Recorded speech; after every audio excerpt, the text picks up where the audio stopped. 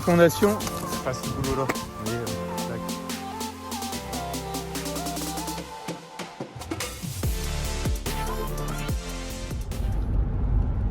Bon allez, salut à tous. Donc il est 7h maintenant.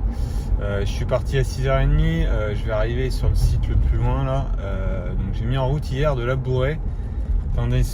Étant donné que les conditions sont pas mauvaises, même si c'est frais, c'est toujours moins frais que les années passées où je vous avais fait des vidéos de labour plutôt novembre, voire décembre, voire janvier cette année. Donc là je suis en train de labourer pour les cultures de printemps. Ça va plutôt pas mal quand même par rapport à l'endroit. Ça fait tirer, mais la structure est mieux qu'elle n'était pas les années passées. Donc plutôt bon point et tout le boulot qui est fait n'est plus à faire.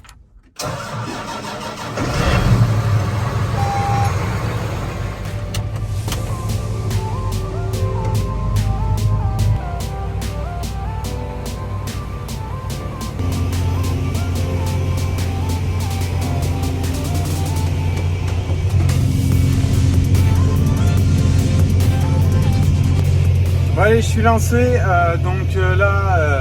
labour, c'est la parcelle que je vous avais filmée il y a 2 ans si je ne me trompe pas, où je labourais, oui il y a 2 ans parce que l'année dernière elle n'a pas été labourée.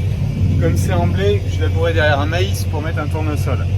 Et ça avait été semé, combiné herse rotative, le blé derrière le tournesol dans des conditions ultra humides. Bon, ça n'a pas empêché de faire un peu de blé, malgré la grêle, parce qu'on peut voir que c'est vert derrière, ça avait été déchaumé au calidisque ici. Mais là, c'est quand même gros, parce que c'est très argileux. Hein. Mais là, les conditions, on voit que les mottes ont tendance déjà naturellement, tout de suite, à fissurer, à lâcher.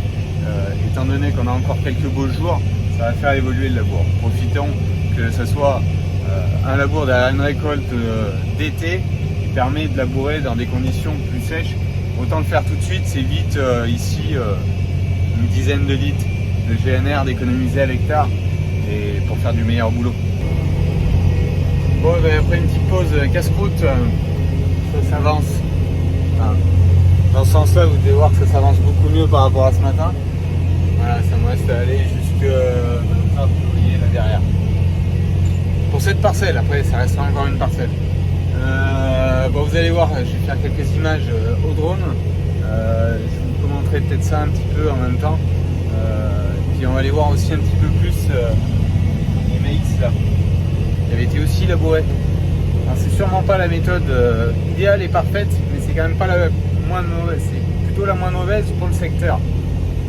Et d'autant plus quand on peut labourer à cette époque plutôt que beaucoup plus tard en saison. Donc quand on n'a pas le choix. Selon les conditions climatiques, on n'a pas le choix.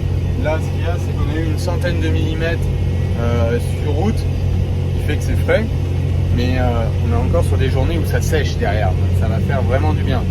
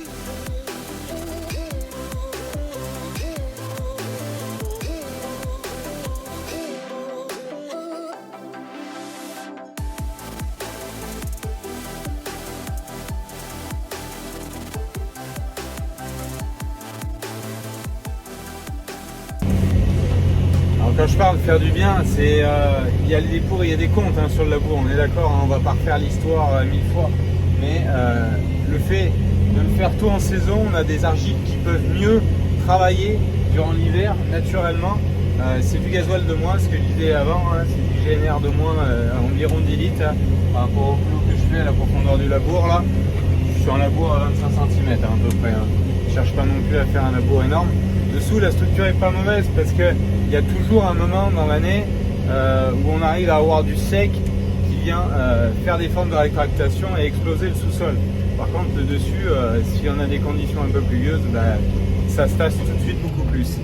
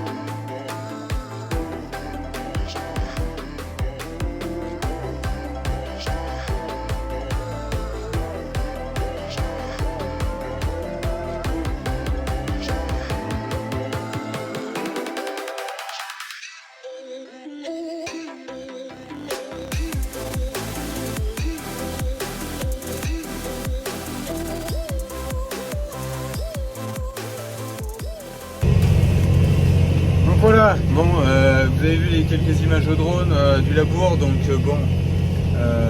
pourquoi je laboure aussi si tôt, c'est aussi pour calmer les ambroisies qui viennent pas agréner. Là, il y a du pollen, ça permet de les détruire. Ça avait déjà calmé le feu, le passage de Calidisc, donc ça n'y avait pas fait de mal, ça avait retardé tout ça. Par contre maintenant, il n'y avait pas 36 solutions. Là, le problème c'est que même si ça va bien labourer, passer au karat avec le rouleau, j'aurais bourré. Et avec le chisel, j'hésitais faire du chisel didant ou labourer. Et le problème c'est que le chisel didant, mais il n'a pas le même mélange, la même façon de mélanger que le karat a. Donc c'est pour ça que j'ai pris le choix vraiment de détruire et d'être sûr d'avoir détruit les ambroisies en faisant de labour. Il y a les repousses de céréales aussi qui avaient levé depuis, dû à la grêle hein, bien sûr, là aussi, même si le plus marqué de la grêle était derrière moi. Là les maïs c'est pareil, plus on est de l'autre côté, là il y a 35 hectares, ce que vous voyez là au drone, tout ce qui est plus au fond est plus touché par la grêle que ce qui est de ce côté. Ça reste tout à fait normal, correct, sachant que les maïs se sont remis après. Et quelques dégâts de sanglier, je pense que vous avez vu aussi sur les images. Ouais, petite descente, vous faire voir là un peu.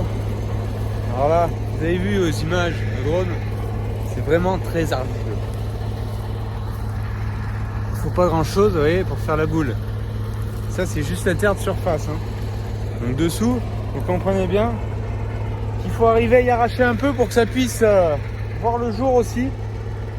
On peut trouver des débris de l'anté précédent et anté précédent. Beaucoup un pH très haut, donc une dégradation très lente. C'est pour ça qu'il faut aider un peu. Bon, le but, voilà, les ambroisies, vous voyez, ils se retrouvent à l'air libre. Ça au moins, ça sera détruit. Parce que là, cette partie du champ l'année dernière, c'était un tournesol. Donc, automne 21. Là, c'était ultra mouillé. Je manquais m'enterrer avec la moissonneuse, ça patinait, c'était infernal. Bon, par contre, vous voyez dessous, hein, ça a été fissuré partout par les fentes qu'il y a eu dans le blé. Donc, pas de nécessité d'aller plus profond que je vais déjà là. Le but, c'est de pouvoir enterrer le maximum toutes les repousses de blé. Vu le pain aussi, il n'y en a pas énormément de levée encore, j'arrive pas à en voir trop, pourtant d'habitude il y en a là. Mais il y a essentiellement donc, des repousses de blé, ce que vous voyez là, dû à la grêle, ce que je vous disais, hein, c'était plus marqué là-bas. Et puis, ambroisie. Voilà. Allez, on va continuer un peu.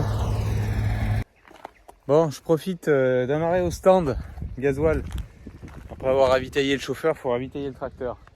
Bon voilà, j'avais attaqué là et ce qui explique pourquoi je laboure pas droit. Là, c'est une grande courbe là. Et là, je les ai fait dans ce sens-là. Ça se voit un petit peu là. Les petits traits là. Et après, j'ai rattaqué comme ça. Donc, ce qui explique que là, vous voyez, ça courbait. On n'y voit peut-être pas trop, mais ça courbait sur le plus loin là. Bon, le but, c'est en train de bien se passer. C'est ça, c'est que ça grille. Et vous voyez, voilà, je vais mettre la caméra dans ce sens-là. Vous voyez, toutes ces mottes, elles commencent à prendre le sec et à se casser. Donc ça, c'est plutôt très bon pour ici. Que ça fasse ce boulot-là. Vous voyez, là, clac. Et ça c'est labouré, cette partie là, je me suis arrêté par ici là hier soir. Et bah là j'ai labouré. Ça reste le fond là-bas où j'étais tout à l'heure. Donc voilà, pas une mauvaise opération. Surtout d'avoir du sec derrière. Faut pas que ça fasse 50 mm sur un labour comme ça, c'est pas terrible. Mais là, ça va griller 2-3 jours et c'est le temps idéal. Dans le temps que ça remplisse, j'en profite pour faire un petit saut rapide. En plus, dans les maïs, vous faire voir. Vous les avez vus vidéo au drone. Vu dedans le champ. Voilà. Bon, il y a de tout. Hein. Mais vous voyez, fécondation, c'est bien. Il y a des pins, je sais pas compter le nombre de rangs, hein, mais vous voyez, ça fait 20 cm. Il y a des plus petits, mais qui sont plutôt bien remplis aussi. Et là. Et ils ont bien séché, hein, ça commence à tomber. Là, ouais. Il y a un autre spécimen qui est pas mal. Celui-là semble plein aussi. Celui-là aussi. Bon, après, la problématique de l'année, c'est ça, les gars de grêle. Et il y en a certains, là on n'y voit pas trop sur cette zone, qui n'ont pas de feuilles, de fleurs mâles. Ils se sont coupés là et ils se sont fécondés un peu comme du maïs semence, hein, par les pieds de chaque côté. Bon après sinon, vous voyez, c'est plutôt quand même pas évident. Hein. Mais les pins, c'est en avance.